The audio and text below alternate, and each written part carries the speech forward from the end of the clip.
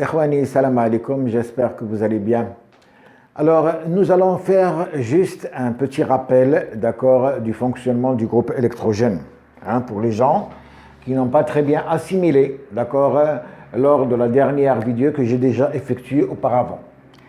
Alors, normalement, le groupe électrogène, d'accord, il est constitué d'un moteur diesel ou essence, donc un moteur thermique, il est constitué d'un moteur thermique, d'accord.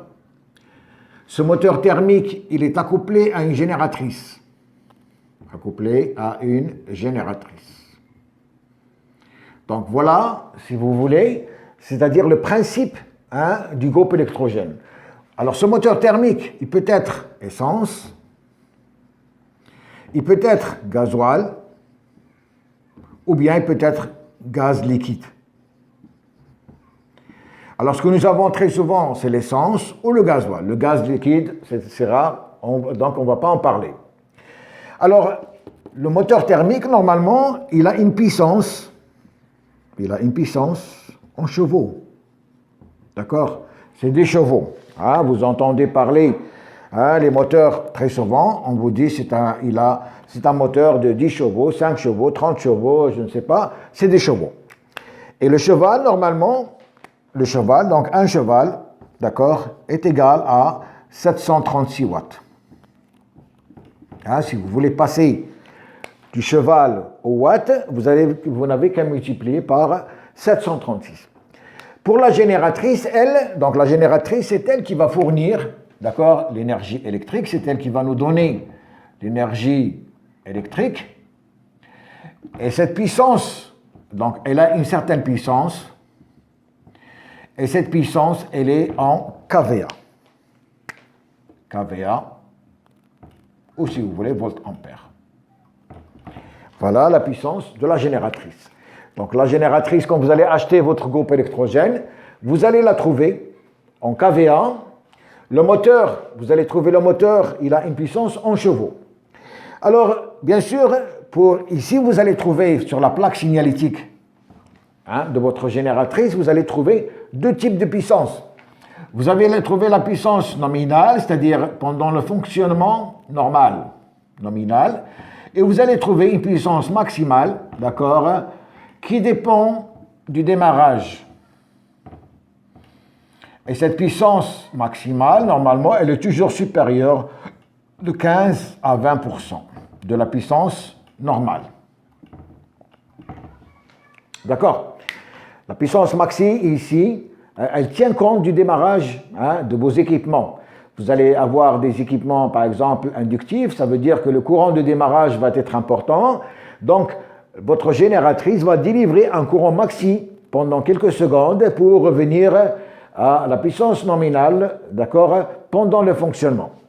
Donc, voilà un peu, c'est-à-dire, si vous voulez, votre groupe électrogène. Le moteur thermique, c'est des chevaux. C'est une puissance en cheval, essence au gasoil. La génératrice, elle a une puissance en kVA, ou bien si vous voulez des volts-ampères. Vous avez deux types de puissance, vous avez la puissance nominale et la puissance maxi. La puissance maxi, c'est la puissance qui tient compte du démarrage, elle est toujours supérieure à cette puissance nominale de 15 à 20%. C'est bon. Bien. Alors, nous allons voir, c'est-à-dire comment est-ce qu'on peut, à partir, si vous voulez, j'ai une certaine puissance thermique, c'est-à-dire une certaine puissance thermique, j'ai un rendement de mon installation, le rendement de mon installation qui est donné par le fournisseur, c'est-à-dire le rendement du groupe électrogène, c'est la somme, c'est le produit du rendement du moteur thermique et du rendement de ma génératrice. Donc vous avez un rendement qui est donné par le fournisseur. D'accord? Et ce rendement, normalement, il est égal à la puissance électrique de sortie ici, d'accord, divisé par la puissance mécanique qui va être délivrée, d'accord, par le moteur thermique. Alors, cette puissance mécanique qui va être délivrée par le moteur thermique, c'est ce que nous allons voir. Nous allons voir quelle puissance mécanique choisir, c'est-à-dire je vais acheter un moteur diesel, c'est-à-dire un groupe électrogène, je vais dire j'ai besoin d'un groupe électrogène de 20 chevaux. Hein? Avec ces 20 chevaux, essence ou gasoil, il va me délivrer une puissance en kVA de combien? Hein? C'est ce que nous allons voir tout de suite. Alors je vais prendre, c'est-à-dire un moteur, c'est-à-dire le combustible, parce que pour le choix, donc un moteur thermique,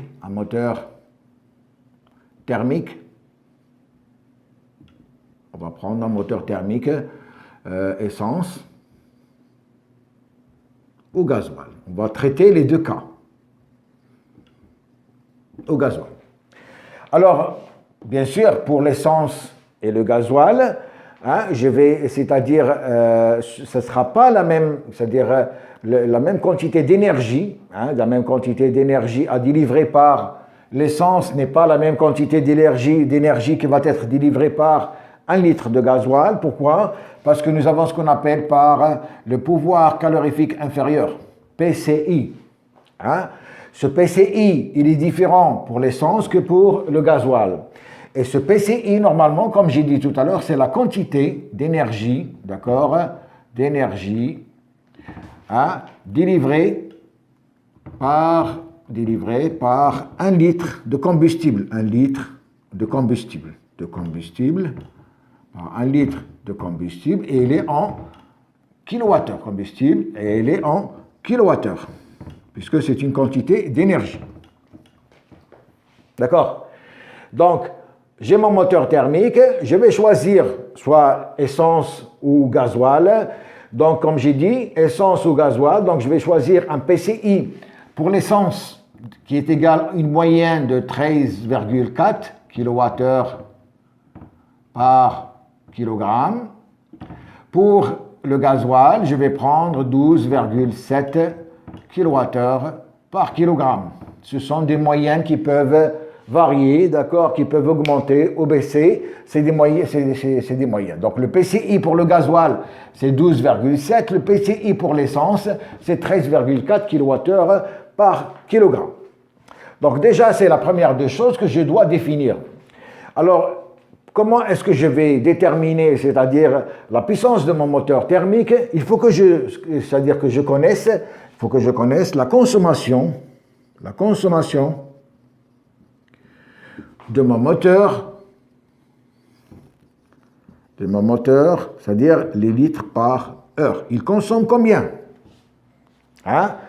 Je vais choisir, par exemple, un moteur thermique, je vais me dire, bon, c'est-à-dire le moteur thermique, il va consommer, par exemple, je prends une consommation arbitraire, par exemple, de 5 litres par heure. Il va consommer 5 litres par heure. Si mon moteur consomme 5 litres par heure, quelle est, d'accord, l'énergie, d'accord, qu'il va développer, hein, c'est-à-dire mon moteur thermique, aussi bien pour l'essence que pour le gasoil. Alors, pour l'essence, il va développer 5 litres que multiplie le pouvoir calorifique de 13,4, c'est-à-dire qu'il va être égal, donc 5 que multiplie 13,4, c'est-à-dire 67 kWh. 67 kWh. Voilà ce qu'il va développer. Hein. Si je consomme 5 litres par heure, que je multiplie par les 13,4, c'est-à-dire le pouvoir calorifique inférieur, je vais me retrouver avec 67 kWh. Pour le gasoil, d'accord, pour le gasoil, 5 que multiplie 12,7 et je vais me retrouver avec une quantité d'énergie totale égale, donc 5 que multiplie 12,7 égale à 63,5 kWh. 63,5 kWh. Donc voilà l'énergie que je vais développer, soit pour l'essence, voilà ce que je trouve, et pour le gasoil, voilà ce que je trouve. Ça, c'est l'énergie c'est-à-dire délivrée, hein, c'est l'énergie absorbée si vous voulez. L'énergie absorbée. Et comme la consommation, c'est en litres par heure, c'est-à-dire pendant une heure. Pendant une heure, j'ai cette quantité. Hein? Ça veut dire que la puissance absorbée de mon moteur, ou si vous voulez la puissance mécanique, va être égale à cette énergie absorbée sur le temps. D'accord?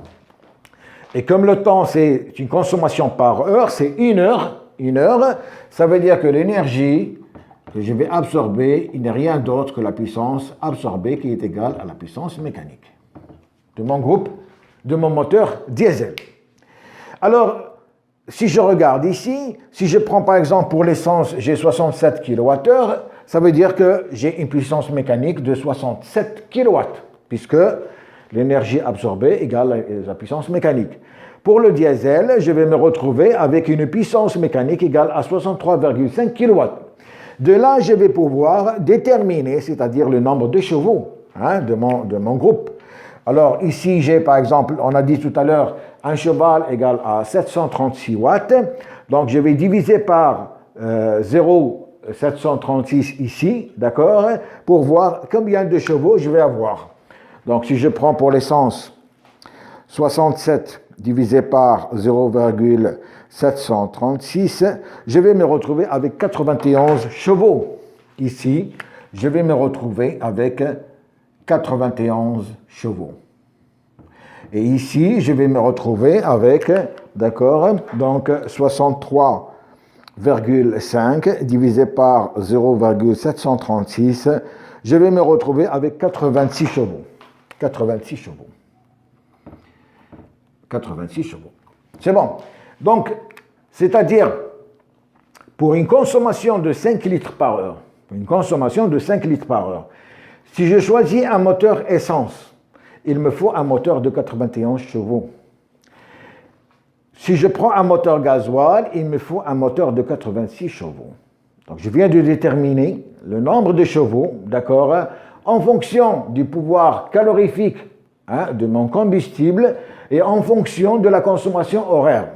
Si par exemple j'ai le nombre de chevaux, par exemple, on me dit que c'est un moteur thermique de 100 chevaux par exemple, et que je connais le pouvoir calorifique, puisque je vais utiliser soit l'essence, soit le gasoil, je vais pouvoir déterminer la consommation horaire. Très souvent, les gens ils cherchent c'est-à-dire à déterminer la consommation horaire de leur moteur thermique. Eh bien, connaissant la puissance de votre moteur en chevaux ou bien en watts, d'accord, et connaissant le pouvoir calorifique de votre combustible, vous allez pouvoir déterminer, d'accord, puisque ici, je vais tout simplement, c'est-à-dire prendre cette valeur que je divise par le pouvoir calorifique et je vais obtenir c'est-à-dire la consommation horaire. C'est bon? Bien. Alors, une fois que j'ai déterminé tout ça, à partir de là, je vais pouvoir déterminer la puissance électrique de ma génératrice. Alors, comment je fais? Alors, je reprends donc mon moteur thermique, d'accord? Le moteur thermique, donc on a dit essence 90 chevaux. Gasoil, on a dit 86 chevaux. Alors ici, je crois 91. J'ai effacé, donc je ne me rappelle plus. 90 ou 91. Donc l'essentiel, c'est de savoir comment traiter le problème. D'accord? Alors ici, bien sûr, comme j'ai dit, le moteur thermique, il est accouplé à votre génératrice. Il est là, voilà la génératrice. Vous avez un rendement, d'accord? Je vais prendre un rendement, par exemple, de 0,2, c'est-à-dire un rendement de 20%, puisque les groupes électrogènes, en général, ils ont des rendements qui sont faibles. Donc de là, je vais dire, je cherche la puissance électrique, de ma génératrice. Le rendement, normalement, c'est cette puissance, c'est-à-dire c'est la sortie sur l'entrée, va être égale à la puissance électrique sur la puissance mécanique. D'accord? Et la puissance électrique que je cherche, cette puissance électrique, elle est égale au rendement que multiplie la puissance mécanique. Alors ici, 91 chevaux, donc tout à l'heure c'était 67 watts, parce que c'est-à-dire je vais passer en watts, hein, je vais passer en watts. Donc ici pour l'essence, la puissance électrique va être égale à 0,2 que multiplie 67 kilowatts, et pour le gasoil, ça va être égal, la puissance électrique va être égale à 0,2 que multiplie 63,5 kilowatts. Donc je vais me retrouver avec, donc, c'est-à-dire une puissance électrique 0,2 que multiplie 67, 13,4. Donc 13, je vais me retrouver ici avec une puissance de 13,4 kilowatts. Et pour le gasoil, donc 0,2 que multiplie 63,5, 12,7 kilowatts. Donc avec le rendement, automatiquement, vous voyez qu'on est passé de 67 kilowatts comme puissance mécanique à 13,4 kilowatts comme puissance électrique pour l'essence et à 12,7 kilowatts pour le gasoil. Alors bien sûr, une fois que j'ai c'est-à-dire cette puissance électrique, à ce moment-là, je vais calculer ma puissance apparente. La puissance apparente, c'est-à-dire, parce que comme on a dit tout à l'heure, la génératrice, elle doit fonctionner, c'est-à-dire, elle est caractérisée par sa puissance en kVA. Donc si je regarde mon triangle de puissance qu'on a déjà vu auparavant, vous avez ici l'angle phi, d'accord? Vous avez ici la puissance apparente, vous avez ici la puissance absorbée et vous avez ici la puissance réactive. Ici, c'est des volts-ampères, c'est ce que je cherche. Ici, c'est des watts. Là, c'est une puissance réactive, c'est des volts-ampères réactifs.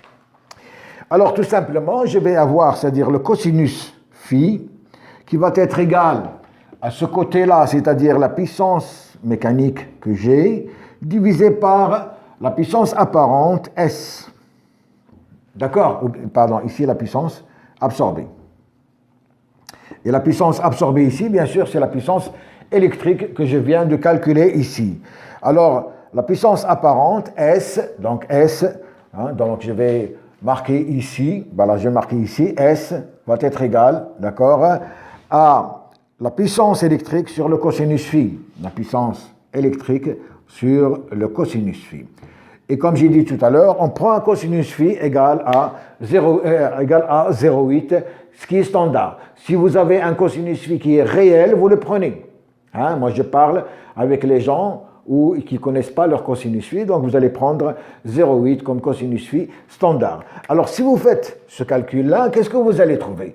Alors, pour 13,4 kW, d'accord? 13,4 kW divisé par 0,8, c'est-à-dire j'ai besoin ici de à peu près de 16,75 kVA. Voilà la puissance dont j'ai besoin ici, 16,75 kVA. Et pour le diesel, je vais avoir besoin, donc 12,7 divisé par 0,8, 15,87 kVA. 15,87 kVA. Voilà. Donc, on vient de déterminer, d'accord, on vient de déterminer le nombre de kVA pour l'essence avec une puissance en chevaux de 91 chevaux et en gasoil, c'est-à-dire en kVA 15,87 kVA pour une puissance de 86 chevaux gasoil. C'est bon. Donc, vous voyez que c'est simple. Donc, avec normalement cette vidéo et la vidéo, c'est-à-dire qui va suivre, qui va vous permettre de déterminer un peu votre groupe électrogène en partant des équipements que vous avez, vous allez pouvoir déterminer votre groupe électrogène sans problème. D'accord? D'ici là, je vous remercie et à la prochaine.